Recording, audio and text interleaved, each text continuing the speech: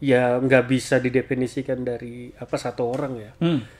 Karena punk itu ya artinya kalau menurut saya sendiri itu kan luas banget gitu loh. Dan masing-masing person yang ada di situ punya definisi masing-masing gitu loh. Jadi kita nggak bisa tuh mengkotakan bahwa punk itu harus mohawk misalnya. Iya. Harus pakai boot, harus pakai skinny jeans. Anak-anak punk itu disebut sampah masyarakat.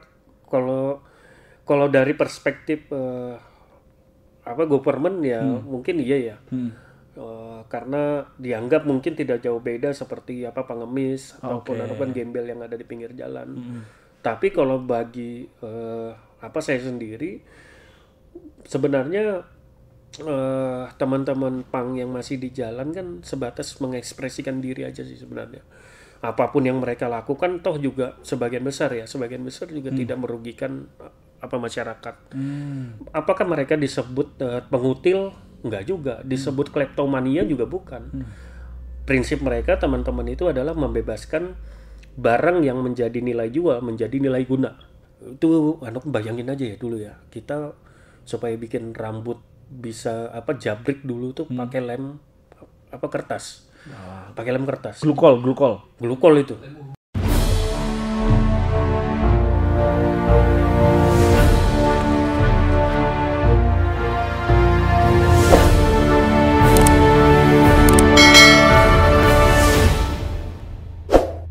Assalamualaikum warahmatullahi wabarakatuh. Selamat datang di Korkal Siniar, di mana semua suara bisa didengar. Teman-teman. Gokil nih, obrolan kali ini bakal seru dan bakal kayaknya kalian harus nonton ya, khususnya buat teman-teman yang ada di Samarinda dan sekitarnya. Ini kita bakal ngebahas sebuah movement jalanan. Gokil. Kita bakal ngebahas tentang punk ya, dan udah hadir bersama aku di studio ini adalah sosok punk tobat ya. Tapi katanya tadi belum tobat. Dan dia juga seniorku nih, abang-abangan ya, jurnalis juga. Salah satu wartawan di Kalimantan Timur yang udah punya sertifikat utama. Itu jarang loh bro, jarang dan dapatnya susah ya bang ya. Susah. Beri tepuk tangan yang paling meriah untuk Bang Faisal. Thank you. Bang, apa kabar bang? Kabar baik. Kita terakhir ketemu kapan bang ya? Lama banget kayaknya bang. Lama banget itu. Lama banget. Lama banget. Lama banget ya. Nah kalau ngomongin tadi kan aku sudah bilang soal punk ya. Punk itu sebenarnya ini buat teman-teman yang nggak tahu lah ya. Aku juga melihat punk itu sebagai hanya apa yang aku tahu dari media mainstream, dari TV, dan juga dari apa yang aku lihat di sekitar jalan jalan apa sih namanya? Awe Sarani.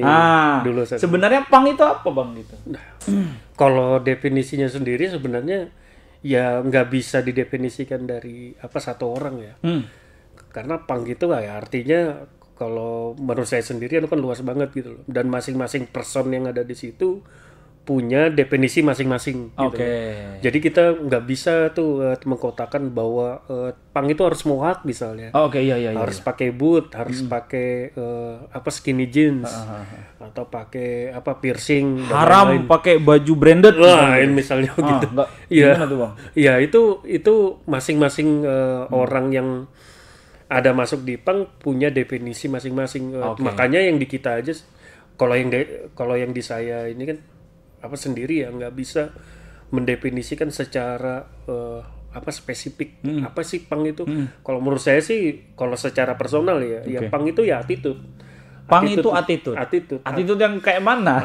Attitude dalam kalau yang dari saya sendiri ya attitude dalam kita melihat masalah, melihat hidup, cara menyikapi. Ya cara menyikapinya sih.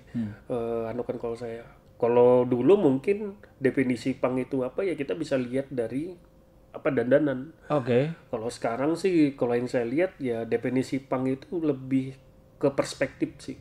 Lebih ke attitude-nya gitu. Attitude dalam melihat ini misalnya ya kayak misalnya nih lagi atau kacau-kacaunya misalnya ya pemerintah misalnya. Ya sudah kita melihatnya ya dari kan definisi punk kan seorang punk apa sih? Ya bodoh amat lah. Kita enggak ada urusan juga sama. Bodoh amat, lebih ke bodoh amat gitu ya kalau punk itu Bang ya. Lebih ke bodoh amat. Tapi ya di balik itu juga kan kita juga banyak juga sih teman-teman yang mengkritisinya dengan cara mereka masing-masing kan, dengan menulis, dengan membuat apa karya, dengan membuat apa movement apa yang lain gitu. Kayak misalnya begini, misalnya nih teman-teman mengkritisi halnya bahan pokok misalnya, bahan pokok atau bahan-bahan makanan yang sulit untuk diakses misalnya. Nah, teman-teman punk itu itu apa ya? Cara mengkritisinya tuh misalnya dengan membuat event namanya Food Not Boom misalnya. Food Not Boom itu adalah makanan yang dibagi secara gratis kepada orang. Tapi kebanyakan makanan yang dibagi adalah makanan yang apa vegetarian misalnya. Itu anu kan movement, anu kan kita tuh.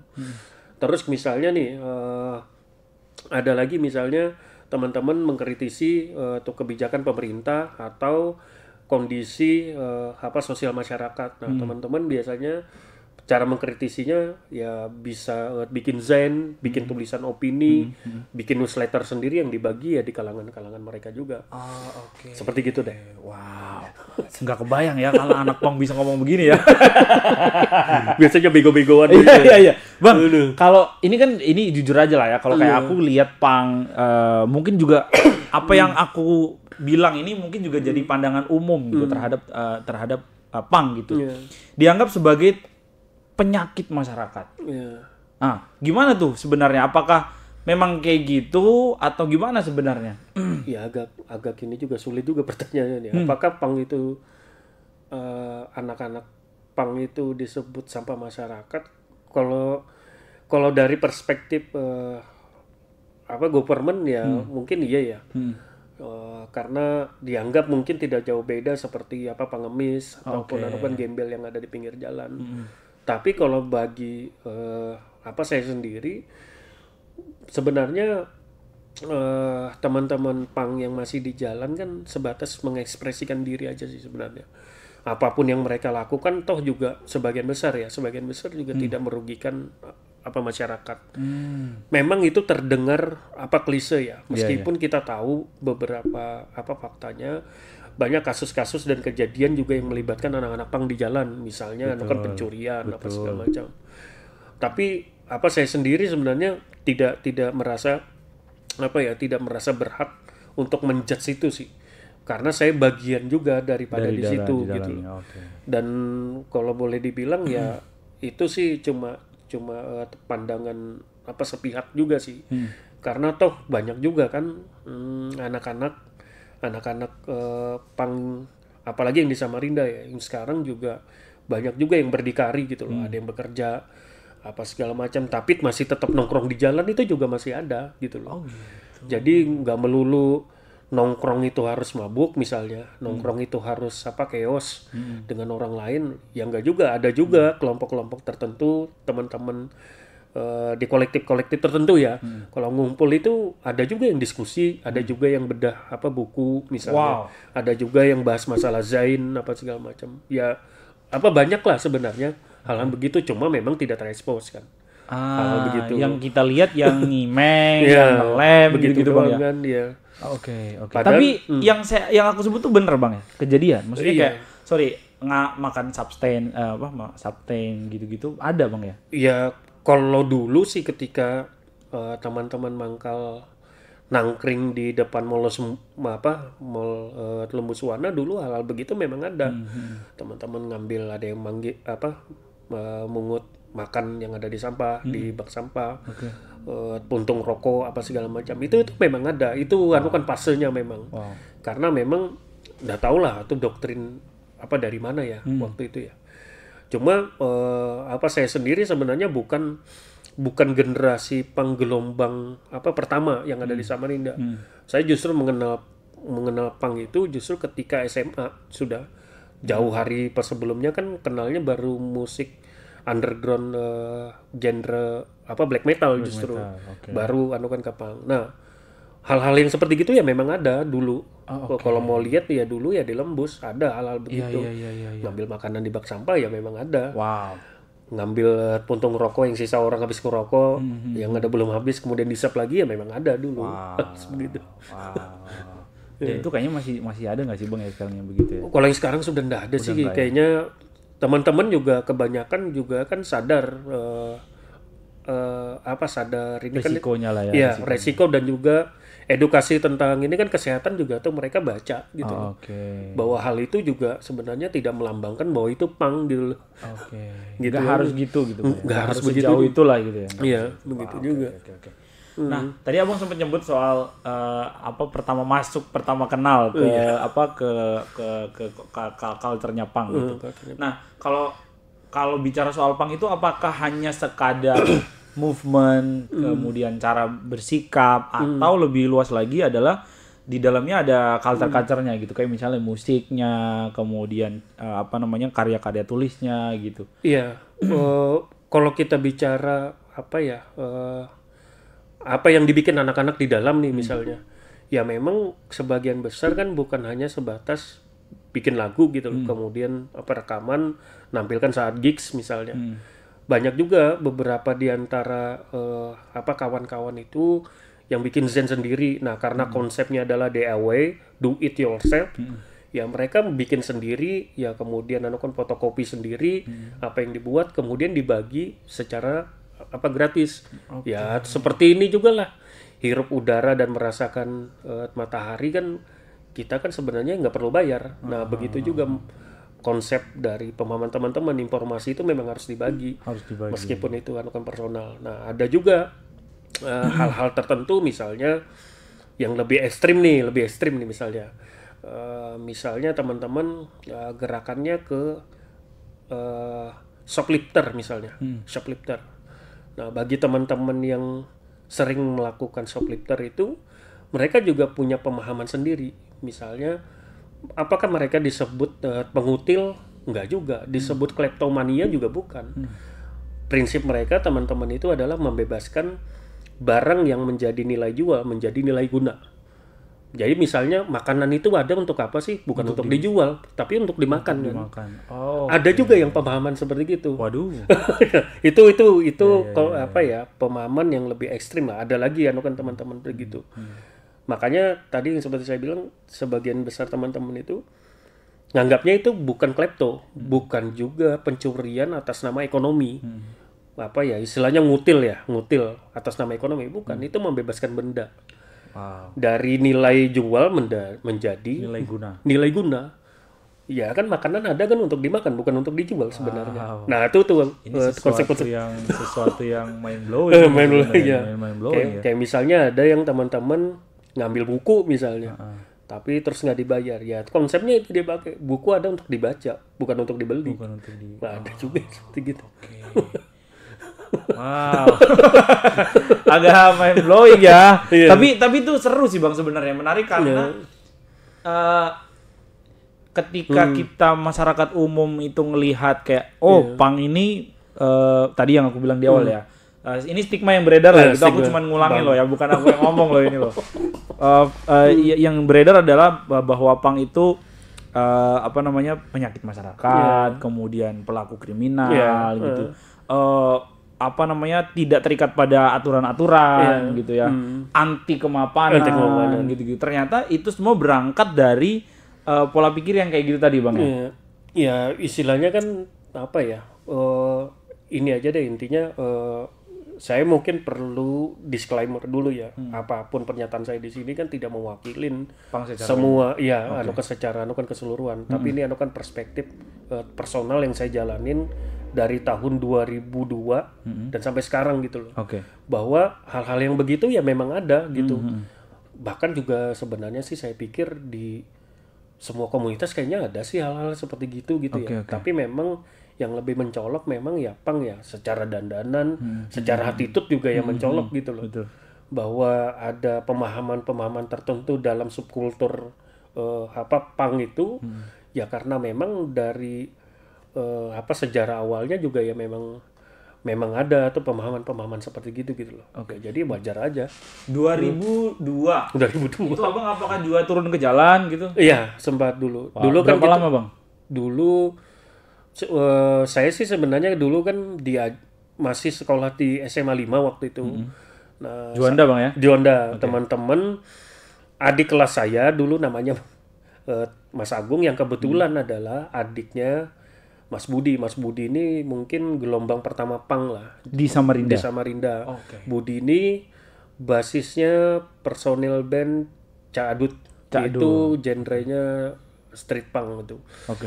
Nah, dia membawa, saya kemudian tertarik, ngobrol apa segala macam. Oh, oke nih, ikutlah di situ. Nah, kemudian diajak nongkrong tuh waktu itu kan di Lembus. Waktu itu memang kita nongkrongnya itu pas di patung Lembus Wananya itu. Lembusnya. Masih belum jadi areal apa parkir ya. Parkir, ya. Setelah dari situ kan kemudian digusur, kita pindah ke depan yang Telkomsel itu.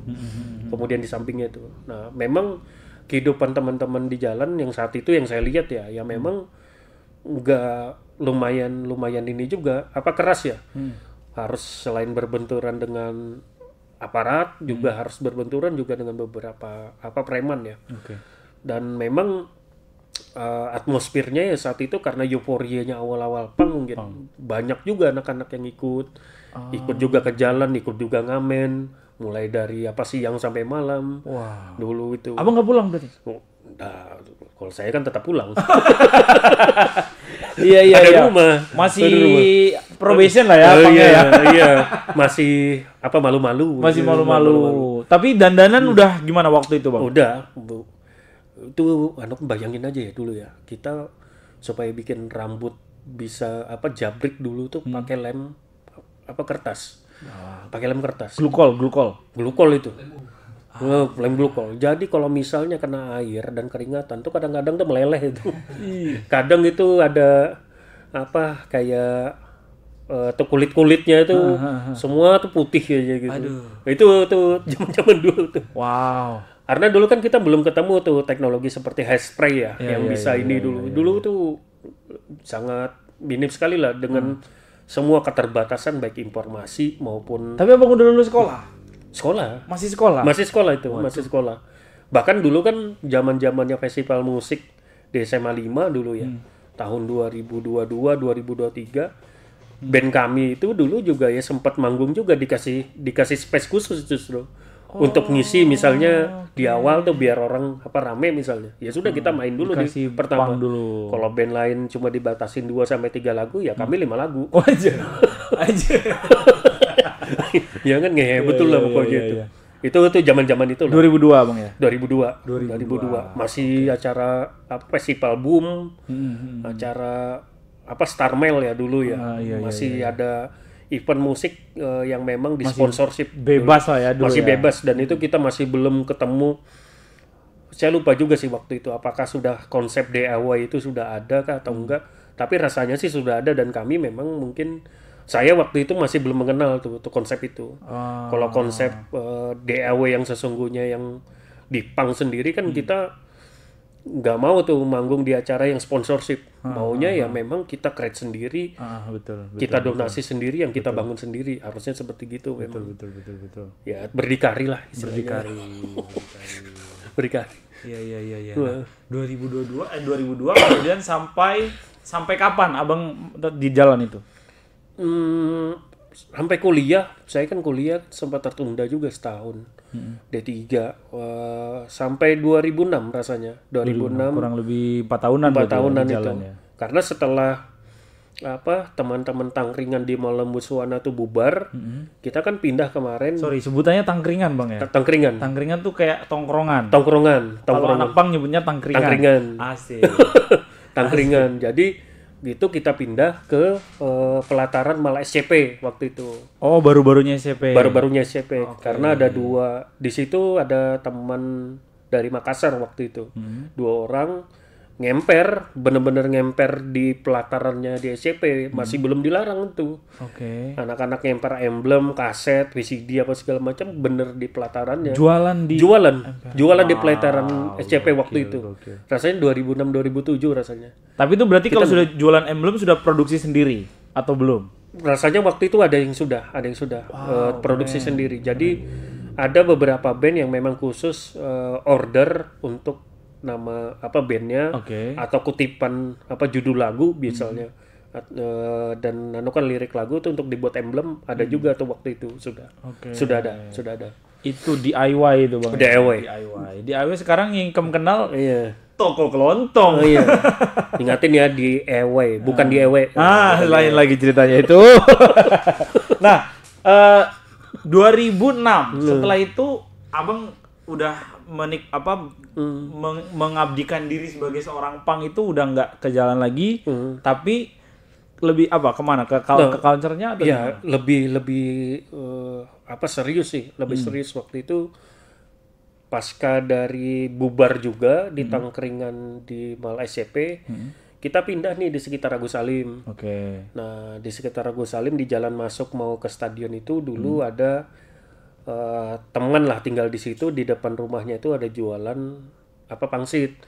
Jadi kita namakan kolektifnya kolektif pangsit. Nah, waktu itu ini bukan bahasanya bukan pangsit ya yang ada secara harfiah, tapi pangsit. Gitu. Iya. Dulu. Nah, kok pas ya. Iya. Nah, di yang ada di Pasir itu ya lebih serius kan tuh teman-teman, di mana bukan lagi sekadar kumpul, sudah Zen yang kami baca itu justru jadi bahan diskusi dan juga melakukan perdebatan. Karena ada beberapa ide-ide baru muncul di fase itu. Kayak misalnya kita baru berkenalan tuh dengan ideologi ada namanya anarkisme misalnya. Hal yang dulu-dulu kita sebenarnya tuh nggak tahu logo huruf A yang dilingkarin itu apa sih misalnya. Ternyata itu ideologi gitu. Misal anarkisme. Kalau anak sekarang taunya Avengers itu.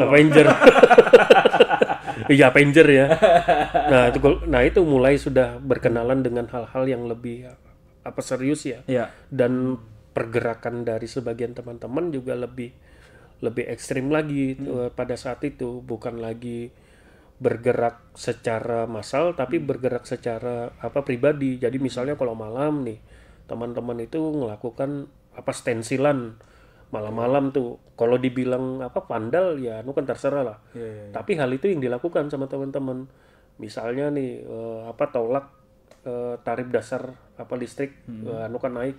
Itu kan distensil, ditulis di kan jalan-jalan kota. Dan itu malam gitu loh, malam. Lebih serius lah. Pergerakannya itu bukan hanya sekedar ngumpul bikin event. Lebih ini lagi. Ada yang disuarakan. Ada yang disuarakan lagi, lebih bahaya juga sih menurut saya. Iya. Karena kalau sampai ketahuan kan udah pasti ditangkap itu. Pasti ditangkap pada saat itu. Nah, sepanjang 2002 sampai 2006, Abang sendiri pernahkah berurusan dengan aparat misalnya? Aman. Aman Bang ya. Kenapa Bang? Ya memilih aman atau tahu aja, caranya tahu harus batas aman. ya. Iya, caranya harus geraknya itu di mana sih kita, karena kan nggak mungkin juga kita gerak dengan sekonyong-konyong gitu loh. Ada juga yang dipikirin gitu.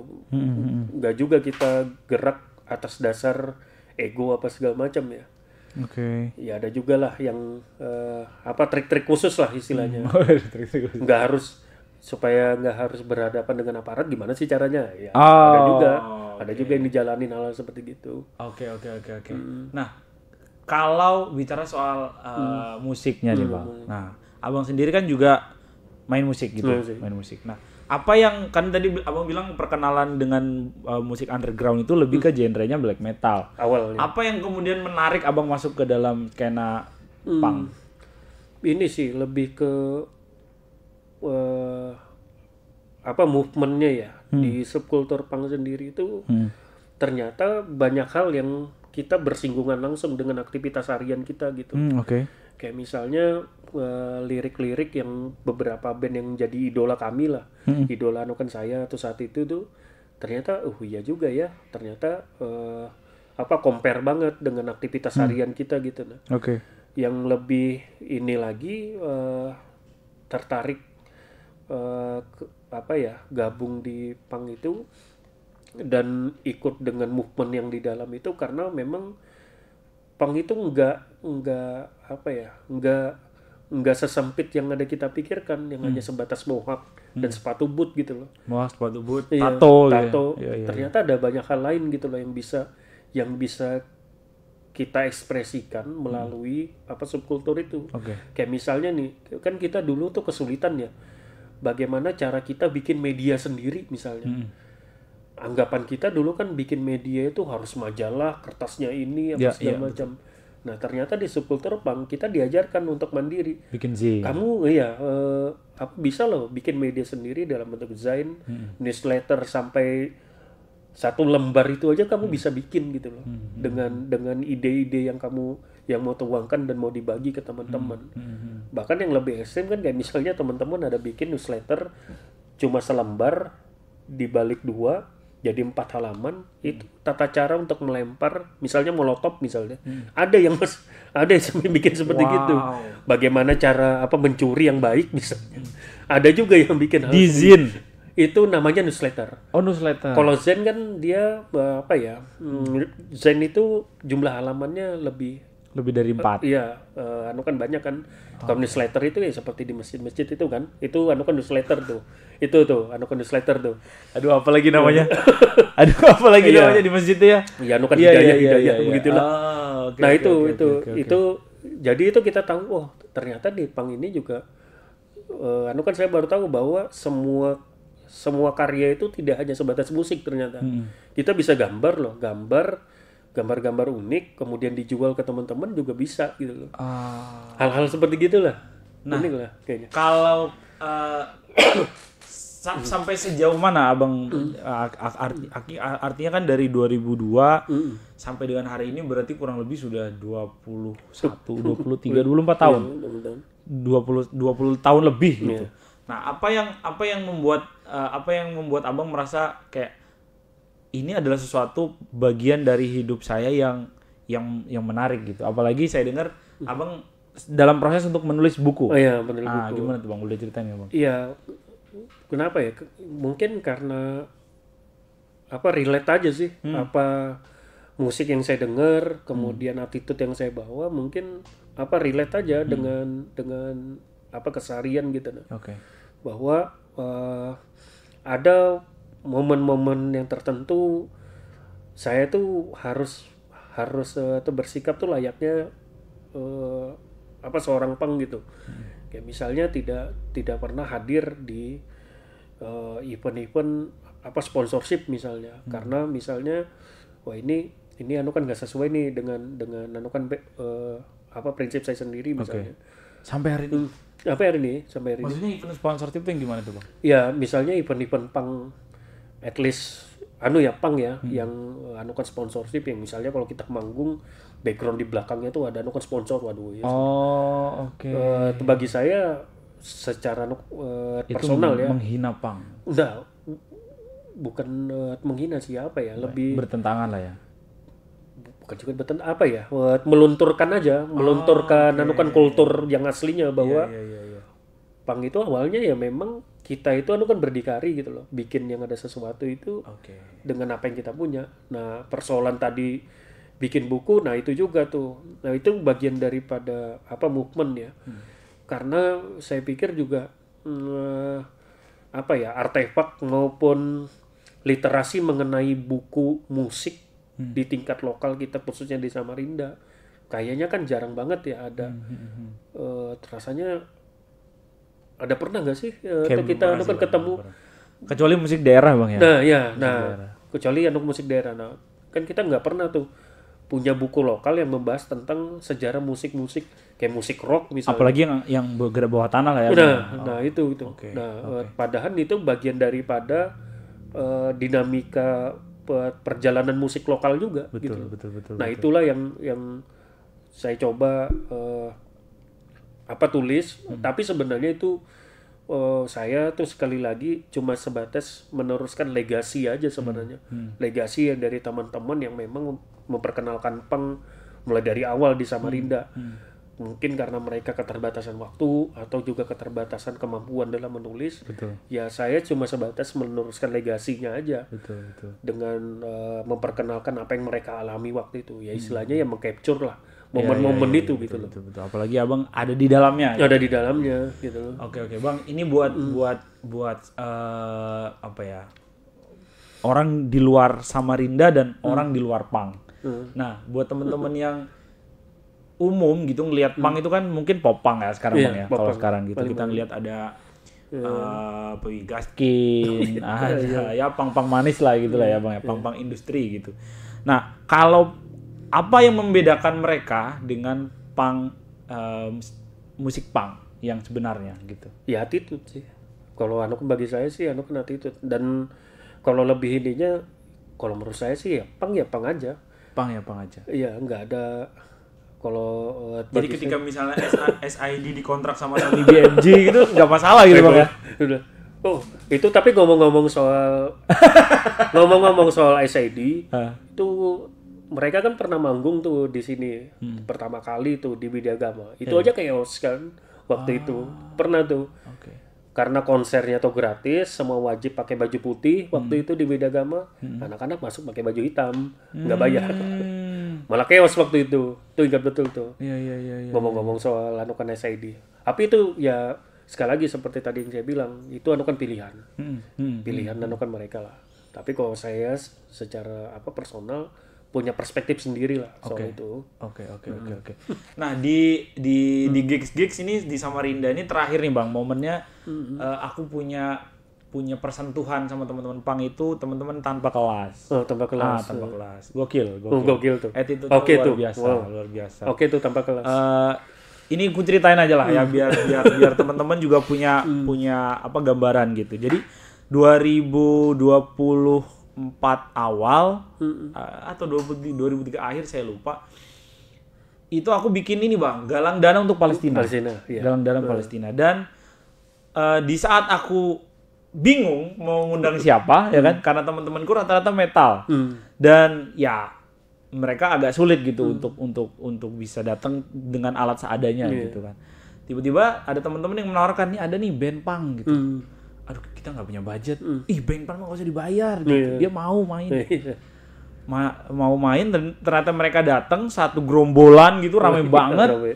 Bawa fans dia gitu, bawa penonton, pokoknya rame lah gitu. Pokoknya rame dan main berapa lagu ya? Banyak gitu, 3 atau 4 gitu. Dan mereka nggak kami bayar Bang. Gokil. Iya. Gokil teman-teman tanpa kelas. Gokil. Respect.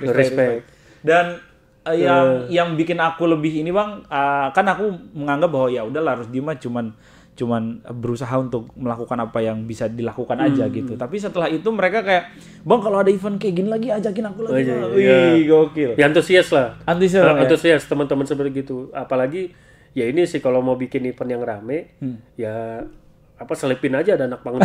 Pasti rame. Mau yang main satu band itu pasti yang rame datang, Bang ya. Yang datang pasti kan satu kelurahan. Rame pasti. Rame pasti itu. Respect karena Bang. Rame, nah, boleh dikasih tahu nggak Bang, selain tanpa kelas, mungkin di Samarinda ada nggak nama-nama lain yang teman-teman perlu cek misalnya? Ya band lain ya. Aduh, saya nggak terlalu ngikutin sih, tapi kayak bandnya Andri nih siapa ya? Itu kebanyakan lupa sih saya. Tapi sih memang yang paling ini kan tanpa kelas memang ya sekarang nih. Kalau band saya kan Kosoblong ya begitu. Kosoblong. Naik turun. Enggak juga. Tapi kalau di gigs namanya udah besar Bang ya? Udah juga sih kayaknya kalau di anak-anak sekarang juga kayaknya kurang, banyak yang nggak kenal. Banyak nggak kenal. Tapi ada karyanya nggak Bang di Spotify atau apa gitu? Itu juga nggak ada. Nggak ada. Nah, tapi kalau mau ngundang tuh kayak misalnya band punk tua tuh, kayak misalnya Cadut. Nah, itu masih ada tuh. Sampai hari ini masih Sampai hari ini masih ada tuh personilnya Mas Budi dan Mas Syambang. Itu masih ada tuh. Jadi kalau mau ngundang mereka juga oke juga tuh. Nah, kalau sekarang tangkringan aja. Tangkringan punk sekarang di mana, Bang? Kalau yang masih kayak mengumpulkan semua teman-teman punk di Samarinda gitu. Kalau untuk ngumpul semua sih enggak kayak sih. Cuma kalau intens buat ngobrol apa segala macam, kita sering nongkrong juga di wartel Semangat. Semangat. Wartel Semangat. Legend itu. Kayaknya hip hop juga di situ, Bang. Nah, itu. Karena itu pasca kita nangkring di mana? Jalan tembusan ke stadion tuh kita pindahnya ke situ memang. Nah, karena yang punya Om Ahmad itu salah satu juga distributor merchandise punk yang pertama di Samarinda tuh beliau tuh gitu. yang mendistribusikan Zain pertama kali mungkin ya, newsletter, emblem apa segala macam tuh beliau dulu. Nah, jadi karena beliau juga termasuk generasi gelombang pertamanya punk di Samarinda, makanya kita sering ngumpul juga di situ. Enggak. Untuk ngobrol-ngobrol. Baru tahu. Iya. Oke. Buat teman-teman yang nggak tahu, Semangat itu ada di Jalan Agus Salim ya, masih Agus Salim. Jalan Agus Salim itu Wartel. Dulu aku pertama kali ke Samarinda ke Warnet, Bang.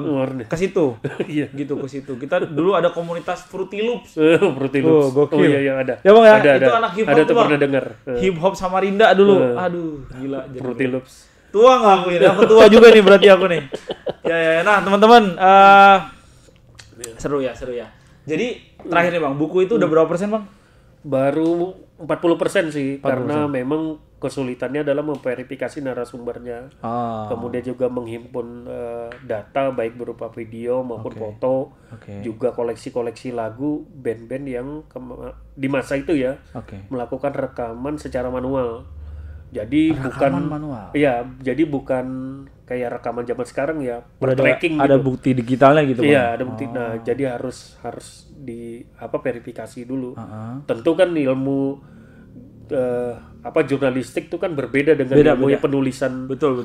Buku atau sejarah. Apalagi ini kan nanti bahasanya gimana Bang? Penggunaan bahasanya apakah baku atau lebih santai gitu atau gimana? Itu masih belum tahu sih, kan format aslinya. Kalau saya sih pengennya ya seperti bahasa desain atau bahasa di newsletter. Iya. Bebas ya, mungkin. Slengan lah Bang. Iya, slengan lah. Hai, bahasanya hai lah. Bahasa. Biar nggak terlalu ini juga serius gitu. Iya, betul. Karena memang ini misinya sebenarnya kan mengcapture kembali apa yang terjadi yang ada di fase gitu. Fase itu. Wow. Gitu. Gokil. Nah, kasih rekomendasi deh Bang. Atau aku penasaran sama apa yang Abang bayangkan. Apakah Abang cukup happy dengan kondisi atau dengan dengan yang punk yang ada saat ini gitu di Samarinda? Wah, nggak bisa dijudge sih. Tapi intinya kan itu kembali lagi ya fasenya ya. Iya. Komunitas punk yang saat ini kan tidak seperti dulu ya.